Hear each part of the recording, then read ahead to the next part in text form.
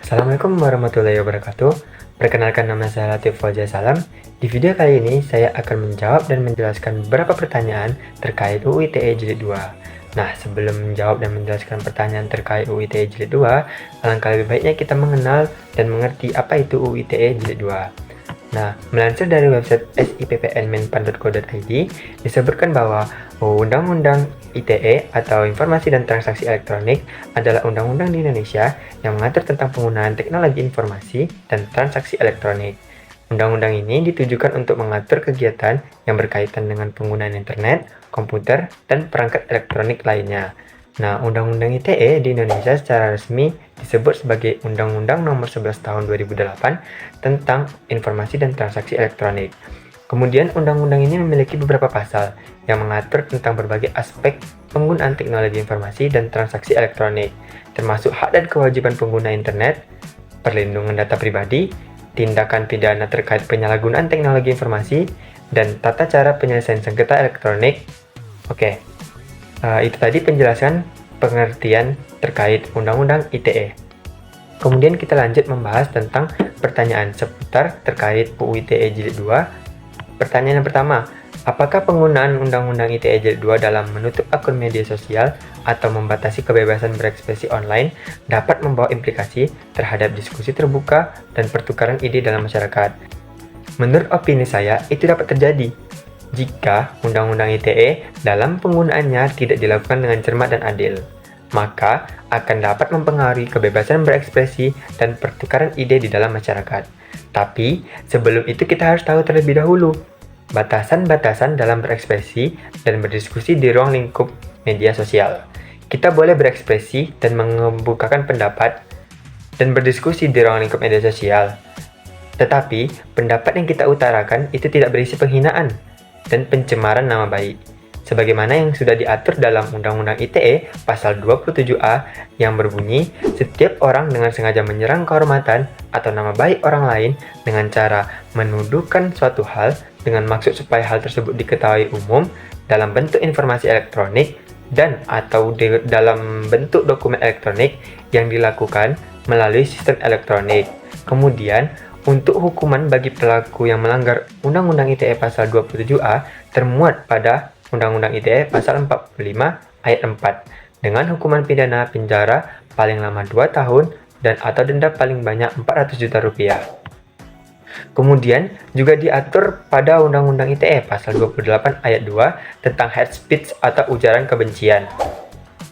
Hukuman bagi pelaku yang melanggar pasal 28 ayat 2 termuat pada pasal 45A ayat 2 dengan hukuman pidana penjara paling lama 6 tahun dan atau denda paling banyak 1 miliar rupiah. Salah satu contoh kasus ujaran kebencian yang baru-baru ini terjadi yakni kasus AB, pengguna akun TikTok dengan nickname Presiden_Ono_Niha yang ditangkap atas ujaran kebencian atau hate speech soal Papua. AB terancam hukuman pidana 6 tahun penjara. Nah, balik lagi. Menurut pendapat saya, Undang-Undang ITE Jilid 2 dalam menutup akun media sosial atau membatasi kebebasan berekspresi online dapat membawa implikasi terhadap diskusi terbuka dan pertukaran ide dalam masyarakat. Nah, kita ambil salah satu contoh kasus yang terjadi pada tahun 2023, yakni kasus TikToker Bima yang mengkritik pemerintahan Lampung terkait infrastruktur yang terbatas. Pada kasus Bima, ada yang pro dan ada yang kontra. Masyarakat yang pro menganggap bahwasanya Bima sudah mewakili kekesalan masyarakat terkait infrastruktur yang terbatas. Tetapi di sisi lain, masyarakat yang kontra menganggap kritikan Bima adalah suatu ujaran kebencian dan pencemaran nama baik Kota Lampung. Tetapi, poin yang kita ambil pada kasus ini adalah kebebasan berekspresi Bima dalam menyampaikan kritik pada pemerintahan. Jika seandainya Bima ditindak pidana dan dikriminalisasi karena kritikannya terhadap pemerintahan, maka masyarakat ke depannya akan sulit dan takut untuk berdiskusi terbuka, bertukar pikiran, dan menyampaikan berbagai variasi pandangan. Nah, untuk itulah pengadilan dan lembaga penegak hukum memiliki peran kunci dalam menegakkan Undang-Undang ITE dengan cermat dan adil. Jika dalam pelaksanaannya tidak dilakukan dengan cermat, maka akan menimbulkan dampak negatif terhadap diskusi terbuka dan pertukaran ide di dalam masyarakat. Pembatasan yang berlebihan juga dapat menghambat kebebasan berpendapat dan meredam variasi pandangan dalam ruang publik online. Kita lanjut ke pertanyaan nomor 2. Bagaimana dengan sistem hukuman yang diatur dalam Undang-Undang ITE Jilid 2 dapat mempengaruhi sikap pengguna internet terhadap ekspresi pendapat mereka secara daring? Menurut saya, kembali lagi kepada pendapat saya sebelumnya di nomor 1, yang terkait pada kasus TikToker Bima dalam penyampaian kritik pada pemerintahan Lampung. Jika berekspresi dan berpendapat di media sosial adalah suatu tindak pidana atau kriminal, maka dapat dipastikan untuk kedepannya, yang pertama itu masyarakat atau pengguna internet akan merasa takut dan ragu dalam menyuarakan pendapat atau kritikan mereka terhadap pemerintah, lembaga, atau individu, karena khawatir akan konsekuensi hukuman yang mungkin diberlakukan sesuai dengan Undang-Undang ITE. Kemudian yang kedua, pengguna internet atau masyarakat akan cenderung memilih topik atau tema yang dianggap aman atau tidak kontroversial untuk diungkapkan secara daring. Kemudian yang ketiga, pengguna internet atau masyarakat akan merasa terancam oleh ketentuan UU ITE dan beralih ke platform atau media sosial yang lebih aman.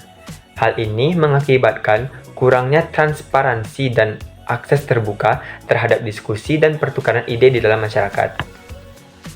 Kemudian juga ada menurut Komnas HAM, Komisi Nasional dan Hak Asasi Manusia pada tahun 2021, publik atau masyarakat masih merasa takut berekspresi dan berpendapat. Menurut BK Ulung Hapsara, selaku Komisioner Komnas HAM periode 2017-2022, kita tidak dapat bertindak dengan alasan suka atau tidak suka. Harus ada dasar dan indikator-indikator yang jelas dan tidak subjektif. Ingin mengkritik pemerintah itu boleh berdasarkan pada data dan fakta yang ada. Kemudian di sisi lain, positifnya dari sistem hukuman yang ada pada Undang-Undang ITE terhadap pengguna internet dalam berekspresi adalah meningkatnya kesadaran hukum di kalangan masyarakat, sehingga masyarakat dapat lebih berhati-hati dalam menyampaikan pendapat mereka, lebih memahami batasan-batasan hukum, dan menggunakan ekspresi mereka secara lebih bertanggung jawab. Oke, mungkin segitu saja opini saya terkait pertanyaan seputar Undang-Undang ITE. Dengan adanya video ini, saya harap dapat memberikan manfaat ke depannya dan membuka pola pikir terhadap Undang-Undang ITE Jilid 2. Billahi sabil haq, fastabiqul khairat. Assalamualaikum warahmatullahi wabarakatuh.